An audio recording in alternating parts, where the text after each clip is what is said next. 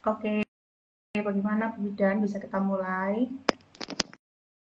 Ya, suara saya terdengar ya dok?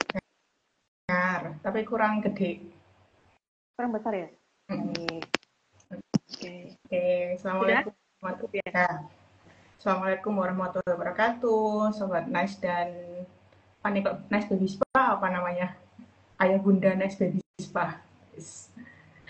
Jadi hari ini kita akan akan live tentang A sampai Z tips untuk ibu hamil dan ibu menyusui menjalankan ibadah puasa. Jadi uh, sebentar lagi, terutama besok ya, itu kan kita akan menjalani ibadah puasa ini. Jadi di sini tuh ada narasumber kita, Bu Bidan Maula, selaku terapis dari Nice Baby Spa juga, yang akan jadi narasumber dan akan menjelaskan ke Sobat Nice dan Ayah Bunda Nice Baby Spa, seperti itu.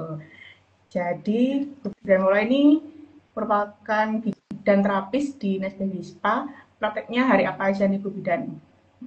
Weekend ya? Tiap weekend, Jadi weekend, kalau Sabtu dan Ayah Bunda Nes Baby Spa pingin anaknya dimasak sama Bunda Maula bisa nih reservasi di weekend seperti itu. Jadi judul live hari ini adalah A sampai Z tips aman ibu hamil dan ibu menyusui menjalankan puasa. Jadi yang ingin saya tanyakan nih mengawali live ini sebenarnya aman nggak sih Bu Bidan ibu hamil, terutama ibu hamil dulu ya sebelum ibu menyusui, ibu hamil ini menjalankan ibadah puasa seperti itu. baik. Sebenarnya puasa Ramadan ini bagi umat Islam itu kan sifatnya fardu ain ya, atau Nah, wajib bagi yang mampu gitu. Nah, bagaimana dengan kondisi ibu hamil dan juga ibu menyusui ini dari segi medisnya atau dari segi kesehatannya, boleh nggak sih ikut berpuasa? Boleh-boleh saja ibu hamil dan juga ibu menyusui mengikuti puasa, asalkan dengan catatan nutrisinya tetap terpenuhi dan juga cairan tubuhnya juga harus tetap terpenuhi gitu. Cairan tubuh ini yang paling penting ya. Kalau misalnya harian kita kan biasanya 2 liter ya, 8 sampai 10 gelas per hari. Kalau untuk ibu hamil dan juga ibu menyusui ini dilebihkan. 2,5 liter sampai 3 liter per hari gitu. hmm, gitu. Jadi boleh ya ibu Boleh, hamil dan boleh. menyusui asalkan dia mencukupi nutrisinya. Jadi Ya, sebenarnya apa aja sih kriterianya ibu hamil ini aman menjalankan ibadah puasa? baik. Kriterianya yang pertama harus sehat dulu nih.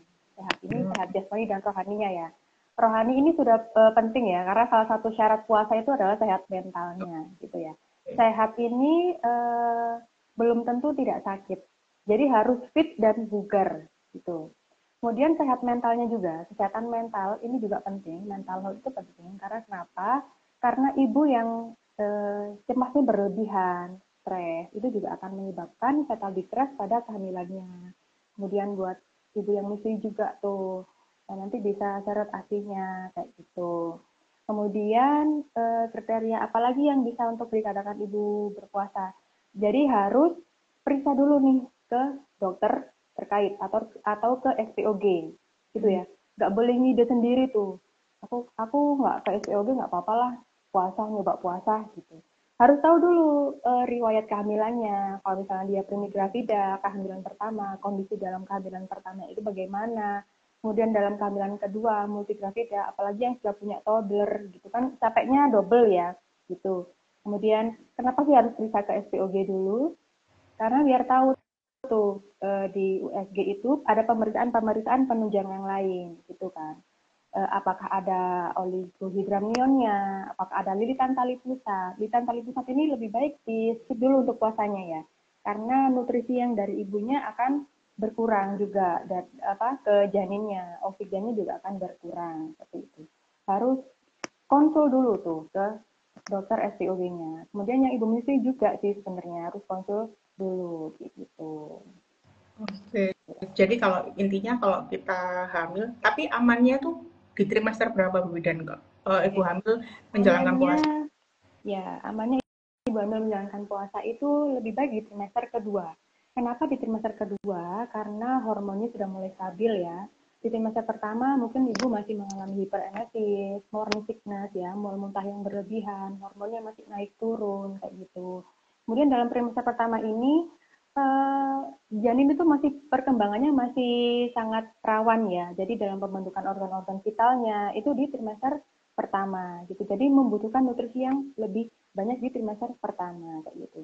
Kemudian trimester ketiga apa boleh berpuasa? Boleh berpuasa di trimester ketiga. Kemudian lebih diperhatikan lagi trimester 3 yang akhir nih, yang menjelang persalinan. Nah, itu lebih diperhatikan lagi ya, karena membutuhkan kalori yang lebih besar. Gitu. Hampir sama kayak ibu menyusui. Gitu. Jadi amannya sama ya kayak Gigi. Kalau Gigi kan di trimester kedua dia Ya, aman menjalankan perawatan. aman. Dan kalau ibu hamil juga trimester kedua ya aman untuk beribadah puasa. Nah, Ya. sebenarnya apa yang Apa manfaat puasa buat Fitri? ibu hamil Ya. apa sih? Apakah ada manfaatnya gitu? Oke, manfaat buat ibu hamil ya. Mm-mm. Sebenarnya manfaat buat bukan hanya untuk ibu hamil ya. Sebenarnya manfaat puasa itu banyak bagi kita. Oke, terutama untuk ibu hamil yang pertama sebenarnya tidak ada perbedaan yang signifikan ya untuk ibu hamil yang berpuasa maupun yang tidak berpuasa. Gitu. Jadi perkembangan janinnya sama, jumlah ketubannya juga sama, amilnya sama, kayak gitu. Jadi tidak ada perbedaan yang signifikan. Ibu yang hamil yang berpuasa dan tidak. Gitu. Kemudian manfaat yang kedua apa? Manfaat yang kedua adalah mengatur pola makan. Biasanya kan ibu hamil tuh kayak makan itu pengennya yang ngidam-ngidam aja tuh. Aku pengennya makan seblak nih, pengennya makan yang manis-manis. Dia udah kenyang duluan, tanpa masuk nutrisi yang harusnya tercukupi buat janinnya, kayak gitu. Hanya kenyang, terus berapa kalori yang masuk tadi itu lupa tuh berapa yang harus dibutuhkan. Yang masuk hanya yang manis-manis aja misal gitu. Kalau di puasa ini lebih teratur lagi, dijadwalkan lagi untuk makannya, gitu, untuk cairannya, seperti itu. Kemudian manfaat yang ketiga untuk mengatur gula darah, itu ya dalam tubuh, kemudian metabolisme dalam tubuh. Kemudian berpuasa ini kan baik buat tubuh untuk mendetoksifikasi tubuh ya, mengeluarkan racun-racun karena mengistirahatkan usus kita, seperti itu. Ngomong-ngomong tentang makanan nih Bu Bidan, apa sih makanan yang dianjurkan nih biar soalnya kan ibu hamil itu kan dia juga menutrisi bayinya ya di dalam perutnya. Lah sementara kalau kita puasa itu pola makannya kan pasti berubah dari yang awalnya sarapan jam 7 pagi, jadi sarapannya agak maju nih di jam 3 gitu waktu sahur dan makan siangnya dimundurin di jam 6. Makan apa sih yang setidaknya dia itu bisa kuat nih sampai maghrib dan anaknya juga tidak kekurangan nutrisi gitu. Baik. Sebenarnya puasa ini kan cuma menggeser jam makan ya. Pola makannya tetap tuh 3 hari. Kita hanya menggeser jam makan. Sahur. Kemudian tips ya ini, sahur ini harus hindari makan yang manis. Kenapa makan yang manis? Karena gula dalam tubuh ini itu kerja insulinnya kan menaikkan kadar gula dalam tubuh ya. Naik, kemudian menjadi turunnya juga cepat tuh. Karena kerja insulin memang seperti itu. Akibatnya apa? Akibatnya pada ibu hamil menjadi cepat lemes. Padahal masih jam pagi nih. Kok jam segini udah lemes ya, udah lapar ya kayak gitu. Evaluasi lagi tuh. Tadi makannya jangan-jangan sahurnya pakai kolak manis gitu. Terus kemudian makan yang baik tuh kayak gimana gitu. Asupan nutrisinya ya yang harus cairannya itu yang penting. Kemudian makan yang berserat tinggi. Berserat tinggi ini harus diimbangi dengan cairan tubuh. Kalau makan serat aja, buah dan sayur dibanyakin tanpa harus cairan yang cukup, yang seimbang, itu nanti bikin sembelit gitu. Jadi kalorinya juga. Kalori untuk ibu hamil dan ibu menyusui itu kurang lebih sekitar 1.800 sampai 2.000 kalori per hari. Ditambah untuk hariannya, itu kan hariannya ya untuk ibu biasa ya, yang tidak mengalami menyusui dan hamil. Kemudian ditambah untuk kalorinya ada 300 sampai 500 kalori seperti itu. Makanan apa yang bisa mungkin nyemil untuk telur rebus, belut. Belut itu tinggi kalori ya. 100 gram belut itu bisa 300-an kalori. Nyemil 1 gram belut aja. Gitu. Harus dicari lagi tuh list-listnya kalorinya kayak gitu. Nah, terus berarti ketika itu kan untuk sahur ya, dan itu buka puasanya bagaimana? Apakah soalnya kan kalau kita buka puasa tuh identik dengan es, identik dengan yang manis-manis seperti itu. Kemudian identik dengan gorengan. Bagaimana? Apakah ibu hamil ini juga diperbolehkan gitu makan makan makanan seperti itu? Karena itu kan juga akan mengganggu metabolismenya kan kalau nggak salah ya. Boleh sebenarnya ya. Cuman dan catatan tidak banyak ya. Eh, Ibu hamil kan kayak kepingnya kan lebih lebih dari kita ya, tidak mengalami itu ya. Kayak aku kepingin gorengan deh nanti puasanya, kayak mau dilihat. Aku nanti buka puasa kayak mau balas dendam ya. Aku mau ini. Kayak gitu ya. Bahasa agamanya apa ya? Kayak ngidam gitu Hmm. ya. Nah, itu lebih dikontrol lagi tuh. Kalau misalnya mau berniat puasa, harus dikontrol lagi tuh.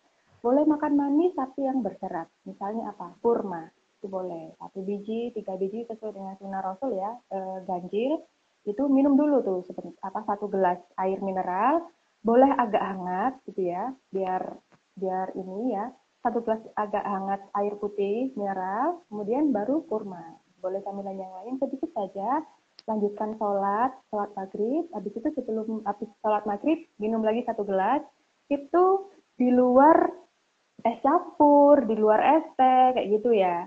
Jadi mineralnya harus benar-benar 13 sampai 15 per hari gitu. Jadi di Boleh mau makan manis? Boleh, nyicipin gitu boleh, boleh. Jangan kebablasan ya, dan 1 mangkok habis. Jadi nanti lupa nggak makan besar jadi makan besarnya untuk nutrisinya itu tadi nanti lupa jadinya kayak gitu. oke, jadi boleh ya di sini ini apa makan manis gitu ya. Tapi tahu porsinya seperti itu. Iya. Nah, sekarang kita bergeser nih Bu Bidan ke ibu menyusui. Kan proses menyusui itu kan berarti nanti ibu ini akan menyalurkan ASI-nya ke anaknya gitu. Karena banyak banget nih orang ibu-ibu muda yang bilang kalau kalau aku menyusui, anakku nggak mau nyusu karena katanya ASI-nya nggak enak seperti itu. Sebenarnya apa sih kriteria ibu hamil ibu menyusui ini boleh berpuasa gitu agar tapi anaknya tetap mau menyusu seperti itu dan apa Baik. yang harus dipersiapkan ibu menyusui ini. Oke, menjawab pertanyaan pertama dulu ya, Tante. Sebenarnya berpuasa itu sudah ada jurnalnya ya, tidak tidak apa ada perubahan, tidak ada perubahan yang signifikan bagi ibu menyusui yang berpuasa ataupun yang tidak berpuasa. Jadi jumlah jumlah magnesiumnya sama, kandungan sama, kayak gitu. Jadi tidak ada perbedaan signifikan gitu ya. Kemudian ada tuh, itu kan kayak aku nggak puasa deh, nah soalnya tahun lalu anakku nggak mau kayak gitu, rasanya nggak Hmm. enak katanya, mungkin ada yang gitu. Itu sama kayak gini, saya pernah mendengar, eh, kalau ibu berpuasa, ibu menyusui berpuasa, nanti asinya jadi panas tuh, kayak gitu. Oke. Itu saya beberapa kali mendengar kayak gitu. Memang asi kan kondisinya hangat ya. Kalau memang 1 tetes itu kita tidak terasa ya di jari. Kalau misalnya di botol itu terasa hangat. Memang itu kondisi suhu asi yang baru keluar kayak gitu. Kemudian ada lagi tuh, hampir sama konsepnya kayak gini. Ibunya minum es, nanti anaknya pilek karena ibunya minum es. Gitu ya, kayak gitu. Jadi ada beberapa faktor yang menyebabkan ASI itu aromanya berubah. Bukan berubah langsung berubah gitu tidak ya. Sedikit berubah aromanya. Itu pertama adalah hormon. Hormon ini ibu mungkin dalam kondisi yang menstruasi, kemudian dalam kondisi yang hamil muda lagi kayak gitu. Itu bisa jadi anak menolak rasa. Kemudian ibu yang mastitis, kemudian ibu yang mengonsumsi rokok dan alkohol, pakai lotion-lotionan kayak gitu. Kemudian ibu yang berolahraga ekstrim, ini juga merubah aroma ASI menjadi asam laktat atau lebih lebih asin gitu ya, juga tercampur dengan keringat gitu. Jadi usahakan olahraga yang ringan saja gitu. Kemudian kriteria ibu menyusui ini, eh, oh iya satu lagi nih, ada makanan yang pekat yang buat apa ASI itu berubah, kayak misalnya makan durian, makan pete gitu. Nah, ini kan konsepnya kayak kita makan sambal ya. Jadi asinya berubah jadi sambal, jadi pedes. Nggak gitu juga ya konsepnya ya. Jadi prosesnya panjang. Makan dulu, masuk ke lambung dulu, begitu juga minum es. masuk kan hangat ya, es di luar kan dingin nih kondisinya, kita minum hangat kan, masuk dulu ke dalam lambung, kemudian di pencernaan dulu, diserap oleh tubuh dulu, oleh darah, baru dikeluarkan oleh hormon prolaktin menjadi ASI, seperti itu. Jadi nggak harus habis makan sambal, anakku makan sambal juga tuh, nggak kayak gitu ya konsepnya ya.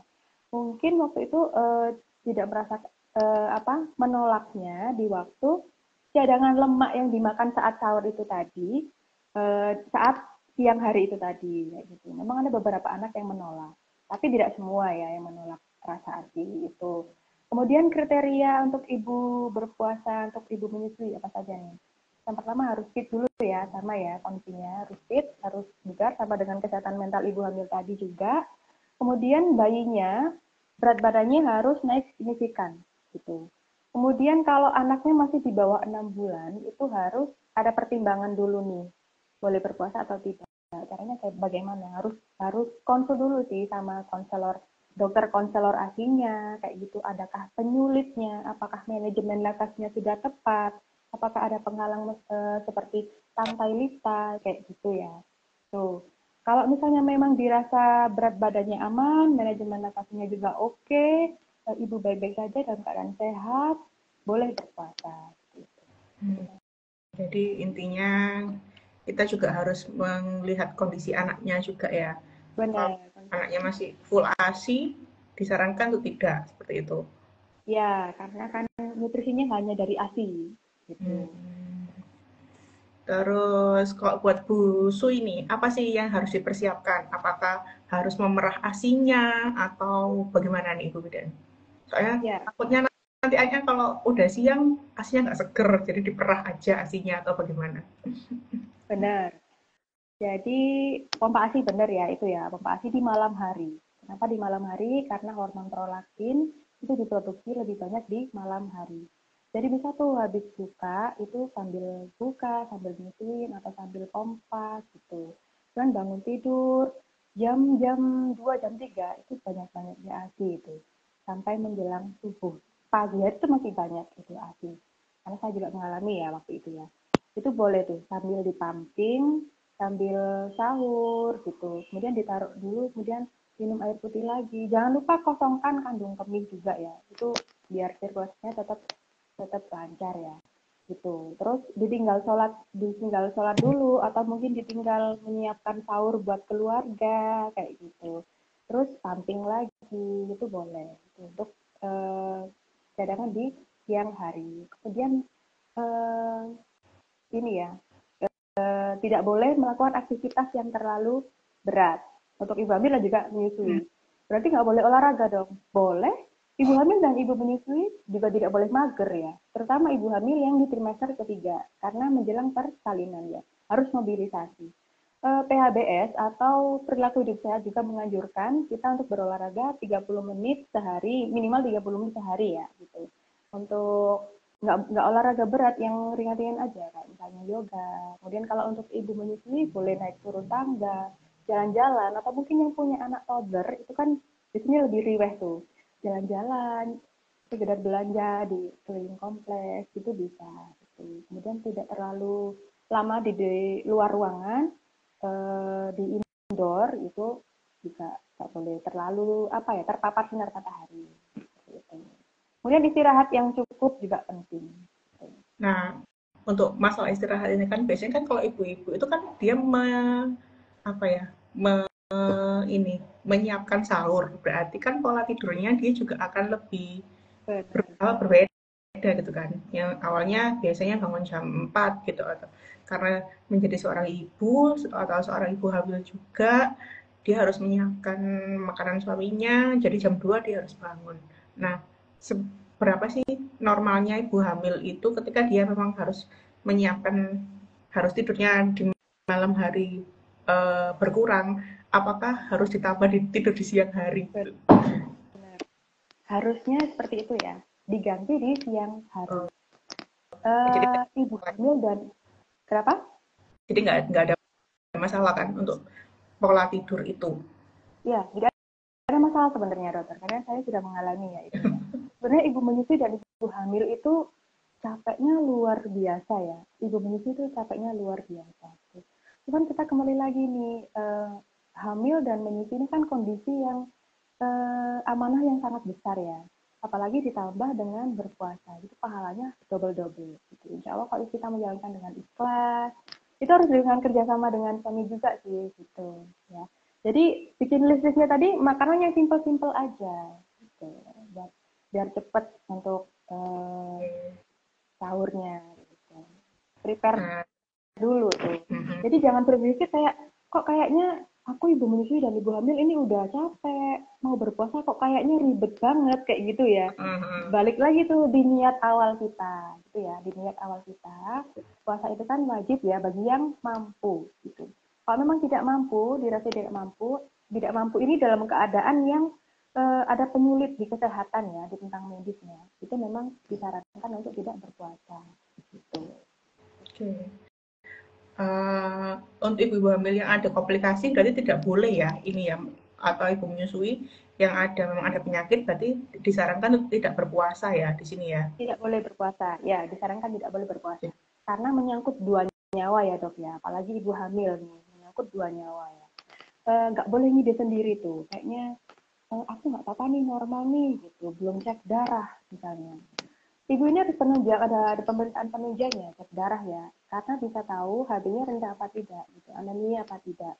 Efeknya nanti bisa keliengan gitu, nanti siang-siang keliengan, pusing, pingsan gitu. Oksigen yang dalam bayi juga berkurang gitu. Oke, kalau ini sekarang tips aman buat ibu menyusui agar tidak mengganggu proses menyusui itu dan nutrisi si kecil juga terpenuhi nih selama ibunya berpuasa selain tadi memompa asinya atau memerah asinya di malam hari, atau apa mungkin ada makanan-makanan yang bisa melancarkan asinya atau bagaimana? Boleh sih, salah satunya dengan ya bikin booster ASI, boleh tuh kayak misalnya susu almond, terus apa kurma susu bikin sendiri di jus itu boleh ya bikin kayak gitu. Kemudian suplemen ASI itu juga boleh. Sebenarnya suplemen ASI ini untuk meningkatkan produksi ASI itu ada jurnalnya ya, tidak ada kenaikan signifikan. Cuman untuk sugesti aja, jadi kayak penyemangat. Aku minum ini jadi banyak nih ASINya, kayak gitu. Itu juga penyemangat juga ya, kayak gitu. Kemudian eh, kurangi aktivitas saja sih yang terlalu berat. Ini yang paling PR tuh yang punya anak-anak toddler nih. Gimana bisa istirahatnya, gitu kan. Jadi anaknya tidur, ikutan tidur aja, istirahat aja. Gitu. Jadi disarankan untuk GoFood. Boleh tuh, boleh itu ini sih harus kerjasama sama suami ya itu ya. Gitu. Atau mungkin bikin dulu prepare food prep itu ya, tinggal panasin aja, tinggal angetin. PR banget ya emang Iya. ya. Cuman balik lagi nih di niatan awal gitu. Dan Tapi kalau misalnya dijalani dengan ikhlas, dengan kayak anaknya dulu diafirmasi tuh. Ini penting juga ya. Tadi saya lupa mengatakan. Ini penting juga diafirmasi juga. Anaknya diajak ngobrol. Yuk kita puasa yuk dek. Kita nyoba yuk dek. Mama berjuang, adik juga berjuang ya. Sama-sama belajar ya. Misal hari ini tidak bisa, kita coba lagi besok. Oh, itu nyobanya bukan untuk 1 bulan gitu ya. Hari ini coba dulu nih. Kalau misalkan hari ini nggak bisa, evaluasi lagi besoknya. Kayak gitu. Untuk hari ini puasa, besok nggak puasa, besok puasa lagi. Gitu boleh dicoba seperti itu ya. Gitu. jadi Kalau tidak mampu, memaksa ya. silakan. Jadi dia memaksakan. Oke, kita baca-baca komen-komen dulu ya, Bidan dari tadi tuh ada yang Boleh. bertanya. Bentar. Ini tadi ada yang bertanya dari Bu Putrika. Bu, ini di luar kan ya tema kita hari ini ya. Bu, untuk puting busu yang lecet bisa pakai apa ya? Oke, usia anaknya berapa bulan ya Ibu ya? Biasanya kalau puting lecet itu dipakein ini aja, asinya dikeluarkan sedikit, dioleskan. Gitu. Dioleskan di putingnya. Atau mungkin juga butuh konsul ke konselor laktasi ya biar. Benar, itu harus konsul dulu tuh. Karena melihat kondisinya itu ada grade-nya ya, ada grade-nya untuk putingnya seperti itu. Lecetnya bagaimana? Dan mungkin Kalau karena lecet harus banget itu tidak memungkinkan untuk menyusui nanti soalnya. Harus disembuhkan dulu lecetnya. Oke, ini kita baca-baca komentar dari netizen dulu ya, netizen saya terutama. Boleh, boleh, boleh. Ini tadi udah dibahas ya sama Bu Widan. Tahun lalu menyusui sambil puasa, tapi anakku ngamuk katanya neneknya nggak enak. Jadi Ya, tadi ya, ini seperti kulitnya yang tadi harus itu ya. di ini dulu, makanannya harus di. Ya, Terus apa aja batasan Bumil untuk menghentikan puasanya? Jadi kapan nih baik. ibu hamil? Sebelum Oke, hmm. kamu nggak puasa nih kayak gitu. Ketika ibu hamil yang mengalami pusing, pusing yang keliungan, itu ya satu ya. Kemudian ibu yang kelelahan. Kelelahan ini dalam artian sudah istirahat, kok masih capek ya gitu. Aku sudah tidur nih, tidur kayaknya sudah cukup nih. Terutama pada primigravida ya, hamil pertama ya, karena tidak punya toddler atau tidak punya anak, itu kan istirahatnya lebih banyak ya. Itu istirahat kok masih kayak capek kayak gitu, masih kayak lemes gitu. Lemesnya tuh bukan yang lemes mager ya, bedakan ya. Lemes mager itu yang kayak lemes mager itu berbeda ya dengan lemes yang kayak kok kayaknya kelingan itu Kayaknya ditambah dengan kayak berdebar gitu, kayak berdebar, jantungnya berdebar kayak gitu, tekan tuh. Kemudian bibirnya pecah-pecah, kering, hausnya tuh terasa yang haus. Orang puasa tuh memang merasa haus ya pastinya, walaupun tidak hamil dan tidak menyusui. Tapi itu haus itu yang haus sampai menelan ludah pun tuh seperti ada kayak hampir batuk gitu. Itu sudah tanda-tanda dehidrasi. Kemudian urinnya juga berwarna pekat. Ini sama ya, ibu apa kita yang tidak puasa pun urinnya pasti akan berwarna pekat. Tapi ini yang frekuensinya juga berkurang dan urinnya juga warnanya lebih pekat. Kuningnya lebih ke orange kayak gitu. Itu harus batal puasanya. Itu tanda-tanda yang umum ya. kalau udah pusing ya jangan dilanjutkan seperti itu ya. Ya, tidak boleh Ibunya dipaksakan. sendiri ya yang harus apa ya, yang harus Benar, ke benar. Harus aware gitu ya, ibunya. ibunya sendiri yang harus aware. Terus ini ada pertanyaan nih dari calon suami dan calon bapak. Apa yang harus diketahui suami yang menjadi batasan aman secara visual nih, ibu hamil bisa menjalankan ibadah puasa dan peran apa yang harus dijalankan suami saat istrinya menjalankan ibadah puasa. Jadi untuk bapak-bapak yang mau punya istri dan Jadi mau calon suami anak ya. ya kayaknya. Pertanyaan paling menarik dari seluruh pertanyaan ini ya dok ya. Bagus nih pertanyaannya ya, karena peran suami itu penting sekali ya. Gitu. Apa sih yang jadi batasan visual atau look dari luar itu yang boleh ya, yang aman? Gitu. Sebenarnya tidak ada batasannya. Maksudnya tidak bisa dilihat dari look luarnya aja. Jadi harus pemeriksaan penunjang. Ibu hamil punya kan buku KIA. Nah, di sini ada tuh tanda bahaya kehamilan. Tanda bahaya kehamilan aja tidak boleh melakukan apapun, aktivitas apapun, apalagi berpuasa. Misalnya nih, ibu-ibu dari luar terlihat baik-baik saja. Istriku hamil nih, itu dia baik-baik saja. Belum tentu. Siapa tahu dia jantungnya berdebar. Siapa tahu dia tidak bisa tidur dan cemas yang berlebihan. Di sini ada ya. Kemudian ada lagi ibu hamil yang dari luarnya tuh nggak apa-apa, tapi dilihat nih ada keputihan, ada yang keputihannya sampai mengganggu, sampai volumenya banyak, warnanya, kemudian sampai gatal, itu juga tidak boleh. Karena kenapa? Karena nanti akan menyebabkan ISK dan menyebabkan KPD atau ketuban pecah dini. Harus diatasi dulu tuh masalahnya gitu. Kemudian mungkin yang bisa dilihat dari luar yang tidak bisa baik-baik saja itu mungkin bengkak ya. Bengkak kalau dari luar kan ibu ini nggak baik-baik aja deh. Jadi jawabannya kalau misalnya ibu dilihat dari luar baik-baik saja untuk berpuasa, itu jawabannya tidak ada. Harus dengan pemeriksaan penunjang yang lain.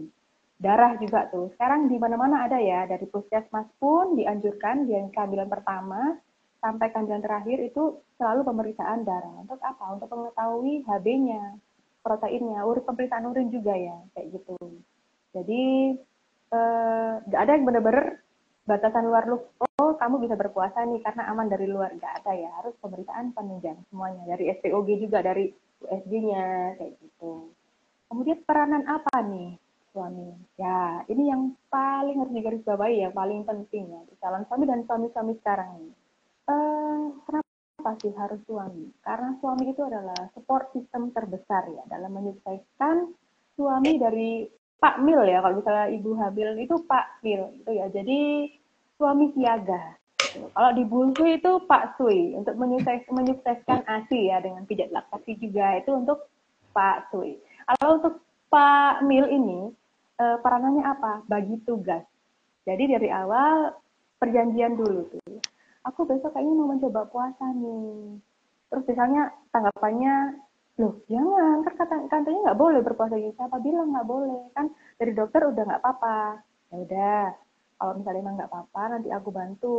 Misalnya untuk membantu pekerjaan rumah, misal bagi-bagi tugas untuk ngurus anaknya, misal kalau multigrafida anak punya anak yang pertama kedua kayak gitu, menyiapkan sahur harus ada kerjasamanya nih kayak gitu gitu deh. Jadi butuh banget nih uh, para suami itu juga ikut mendampingi istrinya ketika istrinya melakukan ANC, mungkin gitu Bu Bidan ya. Benar Jadi banget. meskipun suaminya bekerja, dampingilah istrimu seperti itu. Ya kalau Nah, misalnya memang bekerja ya tidak bisa itu kan bisa sekarang kan komunikasi bisa ya pakai ini atau mungkin habis periksa di masa yang urgent banget bisa kan dikirimkan ini hasilnya pokoknya komunikasi kayak gitu. oke, oke. Nah, ini pertanyaan juga nih dari calon suami dan calon bapak. Apa aja tips aman untuk ibu hamil yang aktif bekerja? Jadi mungkin Baik, nih istrinya bekerja, terus dia khawatir nih khawatir kalau kok istriku ya. bekerja aktif tapi kok dia puasa kayak gitu. Baik, untuk ibu hamil yang berpuasa, yang bekerja, Hmm. sebenarnya ibu hamil yang berpuasa ini lebih enak tuh. Karena kenapa? Karena lebih teralihkan ya. Bahasa Jawanya lebih keselimur dengan pekerjaannya yang terinci. Misalkan nih, di luar rumah, ibu yang berprofesi sebagai eh, guru misalkan. Oh iya, salah satu tips ini tadi tuh gak boleh banyak ngomong ya. Gak boleh bergibah. Itu penting sih, gak boleh bergibah. Kenapa? Karena banyak ngomong yang tidak penting itu juga mengurangi energi kita ya. Selain untuk mengurangi pahala puasa, mengurangi energi kita ya. Jadi hemat-hemat energi tuh. Nah, misalkan aku profesi sebagai bu guru, nggak bisa dong nggak ngomong sama murid-muridku untuk menjelaskan pelajaran hari ini kayak gitu. Bisa dirubah metodenya, misalkan dengan diskusi, dengan apa presentasi berkelompok kayak gitu tanya jawab atau mungkin dikasih video tuh terus metodenya diganti seperti itu jadi mengurangi untuk ngobrol ya mengurangi jadi yang ngobrol anak-anaknya nih kayak gitu karena mereka kan di masa-masa ini kan nggak masalah ya untuk menjaga ibu hamil sendiri itu tadi gitu kemudian yang berprofesi sebagai ibu guru olahraga gimana dong kan itu harus di lapangan nah kalau guru olahraga ini juga bisa nih olahraga ini kan nggak harus di jam siang ya. Pasti kan ada di jam-jam pagi ya, di bawah jam 12, bawah jam 11 lah. Yang vitamin D-nya masih ada kayak gitu. Bisa di indoor, bisa untuk stretching ringan, warming up ringan kayak gitu. Atau mungkin dikasih materi, permainan-permainan kecil, tebak-tebakan, seperti itu bisa. Kayak gitu. Seperti itu. Nah, jadi pinter-pinternya aja ya. Mungkin kalau Benar. apakah ada tips Kemudian lain ini gitu? Dok, yang paling penting ini sih, istirahat ya. Uh, Pasti kan ada jam istirahatnya ya. Siang ada jam istirahatnya, jam makan biasanya ya, itu dibuat sholat, habis sholat selonjoran tuh. Nggak boleh banyak berdiri, dan juga nggak boleh sering-sering duduk, karena biar sirkulasinya lancar, biar kakinya nggak bengkak untuk ibu hamil ya. jadi di sini juga peran suami yang istrinya bekerja juga harus lebih aktif ya, lebih aktif membantu pekerjaan rumah mungkin. Benar, benar. Iya, itu juga penting sih. Itu sama kayak yang tadi ya, Ya, bekerja sama. oke, Karena sama-sama bekerja ya. oke. Terus ini ada lagi nih. Tadi kan sudah dijawab nih sama Bu Bidan. Kalau ibu hamil itu amannya menjalankan ibadah puasa itu di trimester kedua. Tapi bagaimana kalau misalnya, oh ini aku di trimester pertama, aku kuat nih, dan sama SPOG ku juga diperbolehkan menjalankan ibadah puasa. Apakah tiap trimester itu beda perlakuannya? Sebenarnya tidak ada beda perlakuannya ya. Mungkin nutrisinya itu tadi Hmm. harus tetap dijaga. Tetapi Kalau misalkan memang mau berpuasa, boleh-boleh saja dicoba itu tadi ya, hari pertama berpuasa. Kalau misalnya besok kayak apa? Misalnya di siang jam-jam rawan nih, jam-jam 4, misalnya jam 4, jam 5 itu kayak aduh, kayak udah nggak kuat kayak gitu. Dicoba dulu nanti besok, besok dicoba lagi, dievaluasi lagi. Mungkin di cairannya yang kurang gitu. Dan caranya tuh nggak boleh kurang dari 15 gelas itu tadi ya. Jadi harus benar-benar banyak banget. Orang menyusui dan itu orang hamil dan menyusui itu minumnya membutuhkan lebih banyak, lebih cepat haus gitu. Jadi lebih cepat dehidrasi gitu. Untuk perlakuannya masing-masing ini mungkin di trimester ketiga ya. Trimester ketiga kan udah mulai tidak nyaman ya. Trimester pertama sudah juga sama sih sebenarnya karena untuk penyesuaian hormonnya ya. Jadi rasa ketidaknyamanan itu masih ada. Kemudian minum-minum vitamin, suplemen itu juga harus tetap diminum. Fe juga penting ya, tablet Fe zat besi ini diminum ketika perut masih kosong.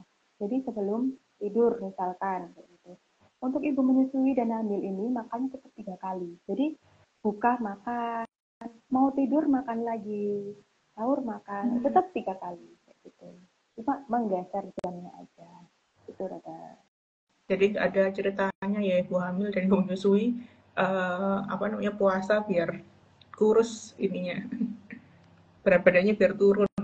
Yang penting itu Enggak, nutrisi Kak. anaknya Ada. tercukupi gitu ya. Kalau dalam kondisi yang hamil dan menyusui, untuk mengurusan badan itu lupakan dulu, Hmm. gitu ya. Yang penting lupakan dulu. Yang penting nutrisi anakku terpenuhi, kayak gitu.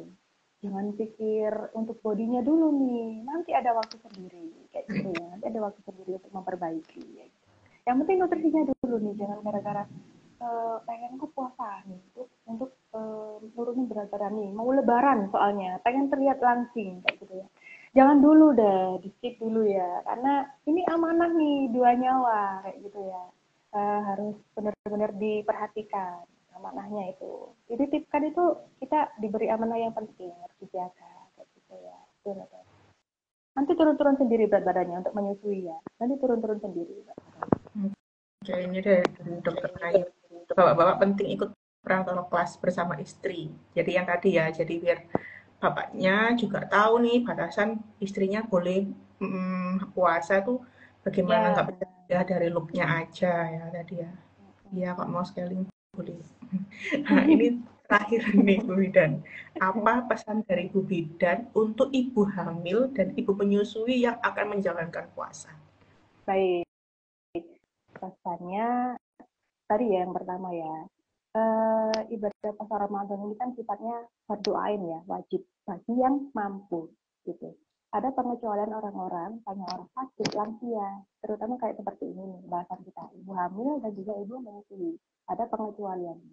Boleh boleh berpuasa, boleh jika tidak ada penyulit gitu ya. Apabila mampu, justru menjadi wajib dilakukan berpuasa.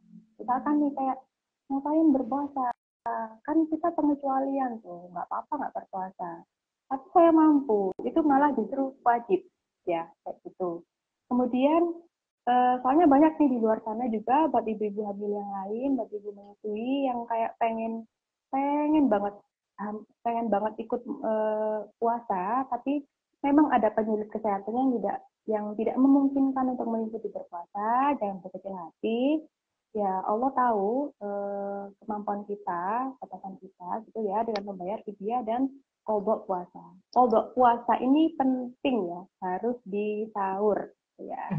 Jangan mengentengkan seperti kayak ibu hamil, ibu menyusui nggak boleh berpuasa, ya udah nggak puasa aja gitu. Justru kalau misalnya mampu itu kalau menjadi wajib. Tetapi juga jangan memaksakan ya, harus konsul dulu tuh gitu. Gitu. Mungkin ada pesan lain? Apa sudah cukup? Eh, sudah, insya Allah sudah cukup. Selamat Oke, mungkin menjalankan ibadah puasa. dan jangan lupa berolahraga ya untuk ibu hamil Iya dan ibu menyusui. benar, jangan mager, jangan mager. Pokoknya intinya dari live kita hari ini untuk ibu hamil dan ibu menyusui itu boleh puasa. Yang penting eh, kita mengerti atau menyadari kondisi tubuh kita. Jadi jangan terlalu memaksakan dan Yang penting juga nutrisi dari si kecil juga terpenuhi ya. Jadi jangan makan makanan yang ngawur, karena puasa itu intinya cuma menggeser jam makan seperti itu. Mungkin ada lagi Bu Bidan, karena di sini sudah tidak ada yang bertanya. Apa bisa kita cukupkan untuk Eh, Sepertinya saya kurang menjelaskan yang tentang ini deh, batasan yang bayi tadi ya, yang menyusui oke. kayaknya ya. Ada tambahannya sedikit ya. Dibatalkan karena mungkin adiknya, bayinya itu rewel gelisah gitu. Terus ininya apa ubun-ubunnya kayak berdenyut gitu. Biasanya terlihat gitu ya. Kalau bisa kayak habis disusuin dia tetap rewel, kemudian DAK-nya berkurang. Itu sudah harus dikatakan puasanya untuk yang Hmm, menyusui ya. Gitu.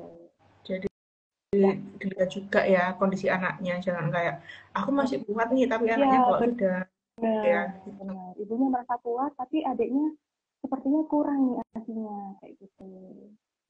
Oke, udah banyak banget nih yang diberikan, yang di-share dari Bu Bidan hari ini.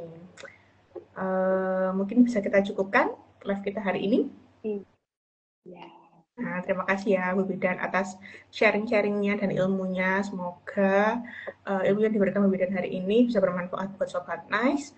Dan Sobat Nice juga bisa menjalankan ibadah puasa dengan tips-tips dari Bu Bidan tadi dengan lancar dan tidak ada ini, tidak ada penghalang. Dan gak cuma Sobat Nice nih yang ibu hamil dan ibu menyusui, tapi juga bapak-bapaknya juga tadi juga ada tipsnya juga ya untuk mendukung ibu hamil dan ibu menyusui Nah, untuk berpuasa seperti itu. Ya, terima kasih karena kan Bu Bidan atas sarannya. Uh, Nanti kita akan bertemu lagi nih di live selanjutnya di Nice edisi Ramadan di hari Jumat depan. Di Jumat depan ini temanya tentang bekam dan puasa seperti itu. Jadi buat Sobat Nice jangan lupa untuk uh, klik ini ya, remind me-nya di Instagramnya Nas biar nggak ketinggalan live-nya gitu. Karena selama Ramadan ini kita akan melakukan live setiap hari Jumat jam 10 sampai jam 11 seperti itu. Dan kita akhiri ya untuk live hari ini. ya, Terima kasih banyak. Assalamualaikum warahmatullahi sama. wabarakatuh. Waalaikumsalam warahmatullahi wabarakatuh.